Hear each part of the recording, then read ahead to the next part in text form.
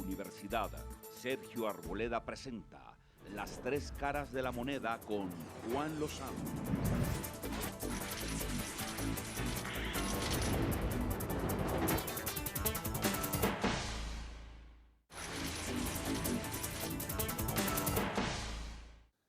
Buenas noches, bienvenidos a Las Tres Caras de la Moneda. En estos días finales del año vamos a tener unas conversaciones más largas con quienes fueron protagonistas de la vida colombiana en el año 2014. Y me da mucho gusto hoy saludar a Marta Lucía Ramírez, a quien vimos los colombianos en una muy valiente batalla, primero para ganar la candidatura del Partido Conservador y luego para disputar la presidencia de la República con un resultado que fue muy importante, cerca de 2 millones de votos en la primera vuelta. Bienvenida, doctora Marta Lucía. Muchas gracias, Juan. Qué bueno estar acá otra vez en Las Tres Caras de la Moneda. Muy contentos de Juan, tenerla aquí. Yo y esta audiencia tan maravillosa que tenemos acompañándonos. Y esta audiencia que nos acompaña de lunes a viernes aquí en Las Tres Caras de la Moneda. Bueno, vamos de una vez a lo que está pasando en el día. La vi muy activa en su Twitter a raíz de la nueva delegación de víctimas a La Habana y la inclusión de Piedad Córdoba. Pues Juan, yo realmente creo que el tema no es ni siquiera Piedad Córdoba. Se trata de preguntarnos para qué van las víctimas a La Habana. Yo creo que las víctimas tienen que ir allí primero para que haya un reconocimiento de las FARC de que realmente han sido victimarios. Segundo, porque es que este encuentro entre víctimas y victimarios lo que debe buscar es que haya una reparación a las víctimas. Y los colombianos esperamos que las FARC realmente tengan la disposición de reparar a quienes han sido sus víctimas. Por esa razón he sido muy crítica de que lleven a La Habana algunos representantes de las víctimas de los paras, porque es que a ellos también hay que darles el derecho de ponerse frente a frente con quienes los victimizaron, con los paras, pero no es el escenario de La Habana, porque es que allí realmente, ¿qué van a hacer los de las FARC y las víctimas de los paras? Pues quejándose mutuamente de los paras. Todos nos quejamos de los paras, como todos nos tenemos que quejar de las FARC, pero yo creo que el encuentro de víctimas en La Habana debería haberse limitado simplemente a las víctimas de las FARC. Por esa razón he dicho, pues ahora la vida de Piedad Córdoba, eso es un encuentro como de yo con yo. Allí realmente no se va a avanzar nada en materia de reconocimiento de las víctimas, ni mucho menos de reparación, porque insisto, estos encuentros tienen que servir para que haya una reparación efectiva a las víctimas. Cuando inició el primer grupo, su visita a La Habana, el primer grupo de víctimas, se escucharon voces diciendo esto hace parte de un diseño estratégico para diluir la responsabilidad histórica de las FARC. Si no son las FARC ante sus víctimas, sino en un conjunto de circunstancias en los que ellos tampoco tenían mucho que ver, al final el balance es una responsabilidad diluida de las FARC. ¿Usted cree en esa Absolutamente, en esa línea de crítica? Yo creo que aquí se ha hecho todo lo posible por relativizar todo lo que ha sido el daño de las FARC en la sociedad colombiana, por bajarle realmente el volumen, la importancia, por hacernos ver que si ellos son malos y hay otros malos, entonces ellos son menos malos, porque es que hay un montonón de malos. Y claro que hay un montonón de malos. Esta sociedad tiene que exigir por esa razón, entre otras cosas, Juan, una justicia que funcione. Porque todos queremos que esta negociación en La Habana ojalá termine y termine bien y termine con verdad, con justicia, que nos garantice que nunca se vuelve a repetir el conflicto con las FARC. Pero con negociación en La Habana o sin ella, el deber del Estado colombiano, el deber de cualquier Estado, de cualquier democracia, es garantizarle justicia a los ciudadanos. Aquí lo que vemos nosotros es este afán de hacerlos ver como menos malos, como que todo es aceptable, y por esa razón creo yo que esa confusión de víctimas, esta confusión de victimarios, como que todos los grupos son lo mismo, pues realmente termina dejando a la sociedad colombiana en una situación de desconcierto y a las víctimas de cada uno de esos grupos en una sensación, creo yo, de insatisfacción.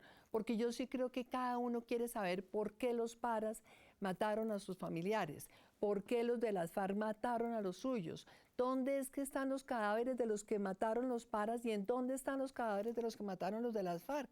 Pero yo me imagino en La Habana, perdón, los de las FARC que dirán, yo no sé dónde estarán los cadáveres de los que les mataron los de las FARC, los paras, porque al final del día no fuimos nosotros. Entonces, me parece que esto lo que hace es que de verdad revictimiza otra vez a las víctimas. Vuelven a salir de La Habana con la misma frustración, la misma incertidumbre, la misma ignorancia de saber qué pasó y por qué pasó. Y es claro que son igual de inaceptables, igual de criminales, igual de salvajes las ejecuciones de uno u otro lado y todos los delitos cometidos de manera monstruosa por las FARC y por las organizaciones paramilitares y por las AUC y toda esa infamia que ahí ocurrió. Me llamó la atención la coincidencia entre el clamor de quienes participaron en la marcha del sábado y lo que ocurrió después del secuestro del general Alzate, que la gente levantó su voz no para decirle al presidente Santos, levántese de la mesa, acabe el proceso, sino póngale condiciones, exija unas condiciones, suba al umbral, suba la vara. Y yo le había oído a usted justamente ese planteamiento, doctora Marta Lucía, a usted, pero ya hace algún tiempo, cuando empezaban las negociaciones en La Habana. Así es, Juan, cuando empezaron las negociaciones, inclusive escribí una columna que me publicó El Tiempo, diciéndole al presidente, es muy importante ponerle líneas rojas, poner límites, ojalá también plazos, pero tiene que haber realmente unos requisitos absolutamente indispensables en cuanto al respeto humanitario, unas condiciones humanitarias, entre ellas ponerle una condición a las FARC que no pueden seguir cometiendo crímenes de lesa humanidad, crímenes de guerra, atentados contra la población civil, el reclutamiento de niños. Por Dios, qué crimen más cruel que es el reclutamiento de niños. Porque si el presidente y las FARC quieren que los colombianos creamos en esa negociación, algún resultado tiene que empezar a dar para el beneficio del pueblo colombiano, parar esos crímenes. Claro, cuando hablaron del desescalamiento, muchos pensamos van a hacer un anuncio diciendo se suspende el reclutamiento de menores o se suspenden estas acciones como el horrible episodio del minado alrededor de la escuela en Insá. Pero, doctora Marta Lucía, informe del general Palomino de este fin de semana que acabamos de terminar. Al comandante de policía de López de Micay lo asesinan en el plan Pistola. Y el plan Pistola es un crimen sistemático, reiterado, frente a personas que no están participando de un combate que tiene todas esas características y se volvió a repetir el fin de semana. Es que la muerte de los soldados y policías en estado de indefensión, es que inclusive la guerra tiene unas reglas, es que no pueden a cualquier soldado y policía, lo que han hecho en el Cauca es de una atrocidad, han amarrado policías y los han matado a palos, dándole palos amarrados a un árbol, por Dios. Entonces uno no puede de ninguna manera creer en un proceso de negociación que tenga este perfil, que tenga estas características y en lo cual el gobierno y los negociadores jamás le dicen a las FARC, señores, no más. Por otra cosa, porque es que yo sí creo que es válido que en un proceso de negociación uno le diga a las FARC, señores, vamos a darle unos beneficios, esta sociedad va a ser generosa con ustedes por los crímenes que cometieron en el pasado, pero usted de ninguna manera puede seguir cometiendo crímenes hacia el futuro porque es que lo que ha pasado es eso, la FARC sigue cometiendo crímenes nuevos todos los días y parecería entonces que es que ya tienen ellos un perdón por anticipado a lo que vayan a hacer dentro de 3 meses y dentro de 6 y eso no puede suceder. Lo que en otra época llamábamos patente de corso. Exactamente. Doctora Marta Lucía, esta es la época de balances del año. Si usted pudiera hacer un balance, resaltar en un balance sobre La Habana, sobre los diálogos, sobre el proceso con las FARC, ¿cómo es su cierre de año? ¿Qué pasó y qué viene? Pues yo siento realmente que ha habido una gran manipulación al país, pretendiendo dividir el país entre los amigos de la paz y los enemigos de la paz, porque no hay enemigos de la paz. Todos queremos la paz de Colombia, todos estamos dispuestos a hacer lo que sea por la paz de Colombia, pero al país hay que decirle que primero que todo lo que se está haciendo en La Habana va a tener un objetivo, terminar el conflicto con las FARC.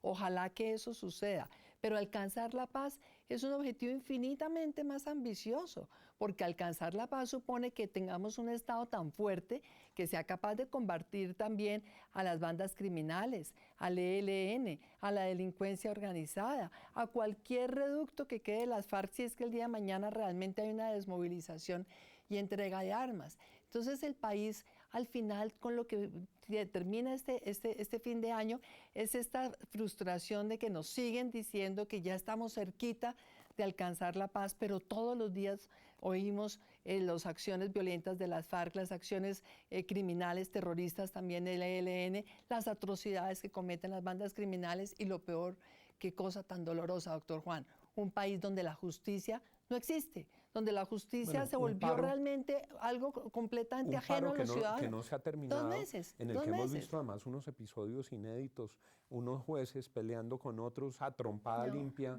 después de todos estos días de parálisis en la administración de justicia. Doctora Marta Lucía, un tema final para cerrar este bloque. Usted refrendó con su propio tiquete vicepresidencial esta postura sobre la paz. Siempre. Llevó a Camilo Gómez, que ha sido comisionado de paz, un experto en el tema. Se ha estudiado todos los procesos de paz del mundo.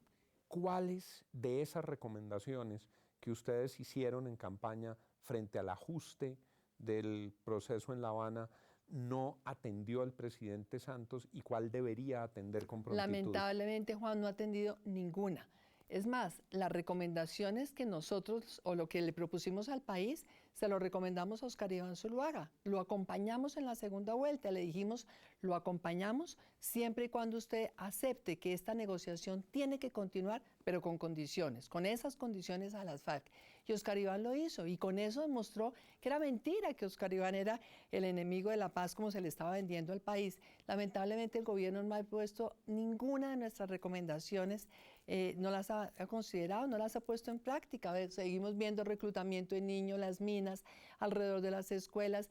Le hemos dicho 1000 veces, pídale los mapas de los campos minados. Si las FARC quiere convencer a este país de que hay una voluntad de paz, entréguele los mapas de los campos minados. Ofrézcanle que le ayudan a hacer el desminado a los soldados de Colombia. Mire la cantidad de mutilados que caen todos los días, campesinos, niños en los campos colombianos, es una tragedia enorme. Y ahí realmente vemos que el gobierno hubiera podido hacer mucho más y hasta ahora nada. De pronto, quién sabe si le van a dar el trofeo ahora de la ida de Piedad a Córdoba y entonces ahí aparecen ahora generosamente diciendo que van a dejar de poner minas, alguna cosa, lo que sea que avance, ojalá que avance por el bien del pueblo colombiano. Hablando clarito, Marta Lucía Ramírez, dicen los analistas, y tienen razón, la mujer con más votos en la política colombiana, quedó de tercera en la campaña presidencial y queda como la legitiman sus votos, hablando duro y hablando claro. Ya sigue con nosotros después de este breve corte para mensajes comerciales.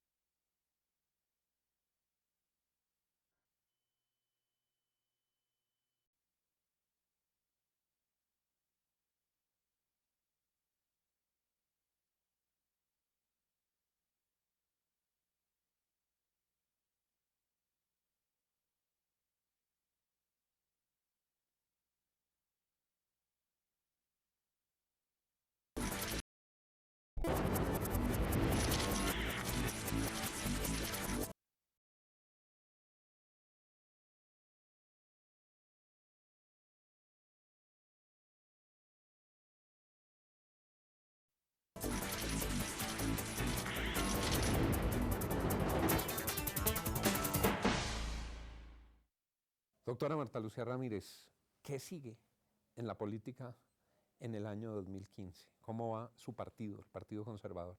Pues en general, Juan, yo creo que este año 2015 va a ser definitivo para el futuro de la democracia colombiana. Vamos a tener una elección de alcaldes y gobernadores. Me invitaron el otro día a un foro sobre la corrupción y se analizaba allí realmente el desafío que hay para la democracia cuando vamos a tener cerca de 120.000 candidatos a las distintas alcaldías y gobernaciones, a los consejos, a las asambleas. ¿Qué sigue? Lo primero, pedirle a los colombianos, hay que tomar conciencia sobre lo que representa votar. Es un derecho sagrado, pero es una obligación, es una responsabilidad con las generaciones actuales y futuras de colombianos. Vamos a tener que realmente en los partidos, como siempre, esta competencia, a ver quién logra sacar mayores cantidad de alcaldes y gobernadores. Yo quisiera sobre todo que salgan los mejores alcaldes y gobernadores para Colombia. Gente buena. Por eso, los mejores. Con las mejores Casi que uno diría, no importa de qué situación. partido, lo importante acá es que de verdad tengamos un lujo de alcaldes, gobernadores, concejales, diputados. Hay que lograr realmente que llegue la gente más capacitada y honesta, las dos cosas. Uno de los hechos políticos importantes del año tuvo que ver con una decisión que usted facilitó y además impulsó, que fue el relevo generacional en la cúpula del El Partido Partido Conservador. Conservador. ¿Cómo va ese experimento? Usted lanzó al presidente más joven del Partido Conservador de su historia. Creo que es el presidente más joven que ha tenido ningún partido en su ¿Cuántos historia. años tiene el doctor 34 David Barguil? años acaba de cumplir David Barguil. Es un representante a la Cámara, muy bien formado, es una persona con una formación profesional muy sólida, De su con purga, carácter. ¿la había acompañado a usted en la Me candidatura? acompañó a mí en la primera vuelta, después acompañamos juntos a Oscar Iván Zuluaga, y es un hombre realmente que tiene todo por delante. Yo le he dicho a David, usted tiene aquí la posibilidad de hacer una renovación total del Partido Conservador y de esta manera lograr que el partido se vuelva un referente de las cosas buenas de la política, o por el contrario, seguir en las mismas y entonces pues usted no va a tener ningún futuro. Y ese es un hombre que tiene ambiciones, talento, ganas de trabajar por una política decente, que ilusiona al ciudadano. Estamos en ese proceso, no es fácil. A propósito de ambiciones, y me da pena hacerle esta pregunta, pero me toca, en el panorama conservador veo a alguien con muchas ambiciones, de apellido Cárdenas, de nombre Mauricio. A ese Bueno, lo veo respirándole en la nuca como si estuviera... Yo le voy a decir una cosa con franqueza. Nunca había visto un presidente de la República a quien sus ministros, desde antes de cumplir 6 meses de estar sentado como presidente, le están notificando ya que todos quieren sucederlo. A mí eso me parece muy impresionante, porque eso debe ser siempre difícil por la gobernabilidad, por entender uno las agendas que hay dentro del gabinete. Imagínese un presidente a quien el ministro de Defensa le notifica que quiere ser su sucesor. El ministro de Hacienda, el doctor Cárdenas, también le notifica. ¿Para qué hablar, obviamente, del vicepresidente o primer ministro? Yo no sé ya esa figura que tenemos tan extraña, porque el doctor Germán Vargas es de todo, es ministro, vicepresidente, primer ministro. Entonces, realmente es muy impresionante. Yo sí creo que los ministros deben estar en lo suyo, que es hacer una buena tarea en el Ejecutivo y guardar las aspiraciones para después, porque es que no se pueden ejercer cargos técnicos cuando se está con la obsesión de cuál es el cálculo político, de si esto me va a convenir a mí para mi campaña o no. Yo realmente creo que es una decisión clara. Si uno quiere hacer política, se va del gobierno.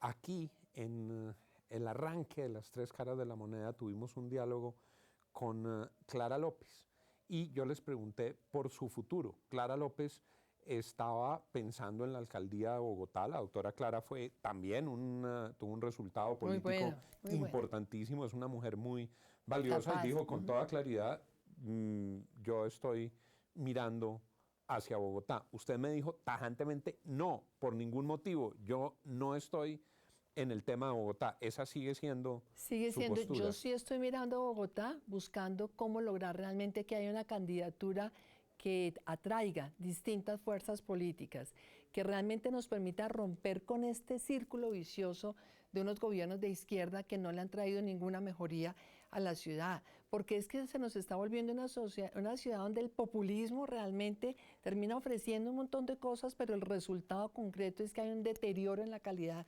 de vida de los colombianos. Mira, a mí el otro día me decían unos taxistas muy queridos que me acompañaron en la campaña, me decían, es que nosotros somos hoy las primeras víctimas, inclusive de todo lo que se ha deteriorado la ciudad, porque es que la movilidad es un desastre, porque el tema del espacio público se volvió lamentable, porque desafortunadamente tampoco hay hoy por hoy las condiciones de seguridad que a uno le permitan de verdad moverse con tranquilidad a medianoche. Hay problemas de inseguridad, a pesar de que pues, obviamente las estadísticas muestran que todo va muy bien.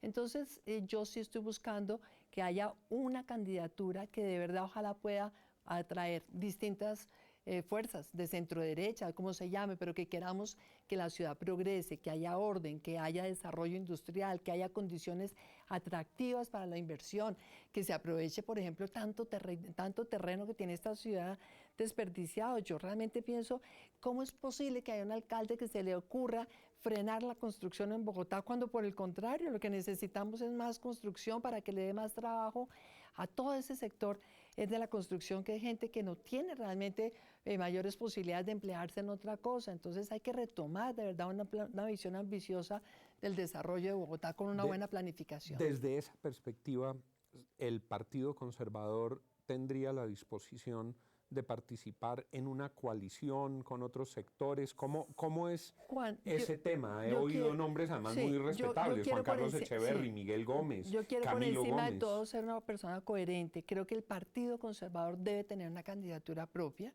pero no podemos volver a cometer el error que tuvimos hace 4 años los bogotanos, porque es que a veces también los egos y las vanidades nublan la visión, y entonces hace 4 años veíamos el ego y la vanidad de un montón de candidatos y fueron incapaces de ponerse alrededor de uno solo que tuviera realmente la posibilidad de ganar, porque es que, perdón un segundito, es que a Gustavo Petro lo eligió el 30% de los bogotanos, eso es una minoría, eso es una victoria precaria, y mira el resultado de la ciudad. Aquí necesitamos un alcalde que gane con una mayoría amplia, y por esa razón creo que al final, si el Partido Conservador tiene su candidato, si el Centro Democrático tiene el suyo, si la gente del MIRA tiene el suyo, si otras fuerzas tienen varios candidatos, ojalá uno pueda tener un mecanismo para escoger una sola candidatura. Le iba a preguntar eso en el resumen. Lo que le entiendo es, usted sería partidaria de que arranque un candidato del Partido Conservador, arranque a correr en esa carrera y en un punto se diga, el que aquí vaya adelante, el que tenga mejores posibilidades, será candidato. El que tenga el mejor programa, entre otras cosas, porque es que tenemos que buscar gente de excelencia, con capacidad de gobierno, con experiencia en el manejo del Estado y que tenga unas buenas posibilidades. Francisco Santos cabría en ese... Claro, por supuesto. Ricardo Arias, el que fue director del Fondo del Ahorro, que me dicen que va a ser candidato, cabría. No sabía que él estaba en eso. No, me dicen que estaba recogiendo firmas. Yo estaba planteando en el Partido Conservador realmente la importancia de esta candidatura. Lástima que no logramos que Miguel Gómez se entusiasmara, pero estamos hablando con Camilo Gómez, Juan Carlos Echeverry, que no sé si al final va a ser presidente de Ecopetrol o no, pero pues es un candidato también interesante, conoce mucho la ciudad. Y si, por ejemplo, Rafael Pardo mostrara interés en una posibilidad de ese estilo, Jaime Castro, personas que vienen del escenario liberal. A mí, por ejemplo, mire, Jaime Castro liberal. Me parece una persona que tiene tanto para aportarle a esta ciudad. El mismo Enrique Peñalosa. Yo no tengo Le iba a idea en qué preguntar por anda. Peñalosa. Yo no ¿Usted sé ha en qué hablado anda. con Peñalosa? Yo hablo con él ocasionalmente, pues porque hemos sido amigos hace muchos años, porque realmente en esta campaña a la presidencia sufrimos los dos de la misma manera el rigor de esta mermelada que nos embadurnó la mitad o más de la mitad de la política colombiana, y a los dos nos generó mucha frustración en esta campaña presidencial. Hablo con él ocasionalmente. No lo veo con ganas de meterse, pero ojalá se metiera, porque creo que necesitamos a alguien que tenga la capacidad comprobada, el conocimiento. Es increíble una persona como él, que ha sido conferencista en todas las ciudades del mundo y que en Bogotá, por mezquindades, no lo hayamos elegido hace 4 años. Hay que mirar a alguien. Lucía, no quisiera cerrar este balance que estamos haciendo con usted sin oír su opinión sobre los pronósticos en materia económica para el año 2015. Usted ha trajinado por ese campo, fue viceministra de Comercio Exterior, fue ministra de Comercio Exterior, ha trabajado con la industria colombiana, la he visto activa en las discusiones sobre la tributaria y fue presidente de ANIF con el sector financiero, iba para allá.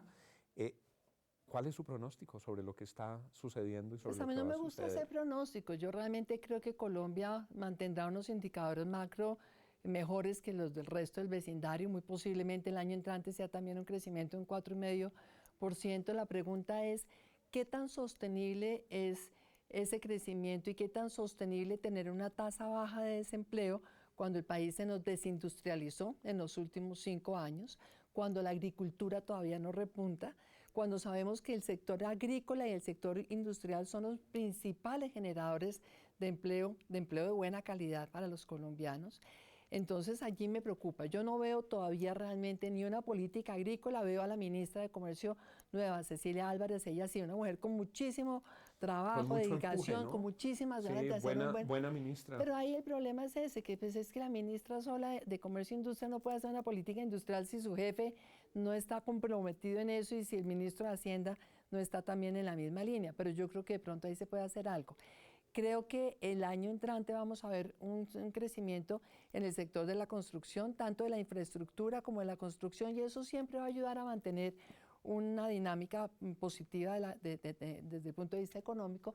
Pero repito, me preocupa mucho el empleo de los colombianos, me preocupa mucho la situación de sus hogares, de la clase media. Cuando se cierra una industria en Colombia, ¿quiénes sufren? Los trabajadores, porque es que sucede que muchas veces la industria se cierra, los anteriores dueños entonces lo que hacen es traen la representación del exterior de alguien que hace un producto parecido mantienen una operación comercial chirriquitica que puede operar con 20 trabajadores y dejan cesantes 100 trabajadores que estarían en su planta de fabricación. Entonces, eso es lo que me preocupa realmente. Ojalá que el gobierno reaccione. Yo creo que ahora tenemos esta caída en los precios del petróleo, eso también va a afectar obviamente el desempeño económico. Me preocupa mucho el golpe que se le ha dado a los pequeños inversionistas en Ecopetrol. Creo que no son buenas las noticias en Ecopetrol.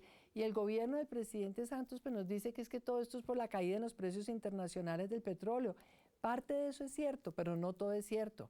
Aquí ha habido faltas en el manejo de la política petrolera, cuidar mucho más la seguridad, tener una política ambiental que realmente sea exigente, estricta, pero también que le resuelvan a la gente a tiempo, el manejo de las comunidades, los temas de seguridad en los campos y la inversión que tiene que seguirse haciendo en exploración. Eso es como si usted, por ejemplo, uno viera a la gente de Apple, se hubieran quedado parados en el computador que hicieron hace 20 años, no, están permanentemente invirtiendo en investigación, desarrollo, eso hay que hacer en el sector petrolero, explorando nuevos campos, encontrando nuevos campos. A mí me preocupa lo que pasa en ese frente. Una alarma muy fuerte la que está prendida sin duda en el sector petrolero y la que está prendida en Ecopetrol. Se nos ha acabado el tiempo, pero tengo que decir que me da mucho gusto escucharla, haberla tenido aquí y haber tenido esta oportunidad de hacer un balance con prospectiva para el año 2015. Doctora Marta Lucía, gracias por acompañarnos en las tres caras de la moneda. No, mil gracias, Juan, y como siempre, como lo dije la vez pasada, yo tengo una confianza profunda en Colombia, pero la confianza mía sobre todo está por ellos, los que están detrás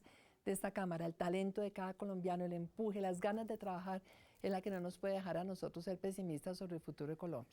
Y con esa voz de optimismo, yo les digo a ustedes muchas gracias por habernos acompañado hoy y estaremos aquí mañana a las 10 de la noche en las tres caras de la moneda. Que tengan una feliz noche.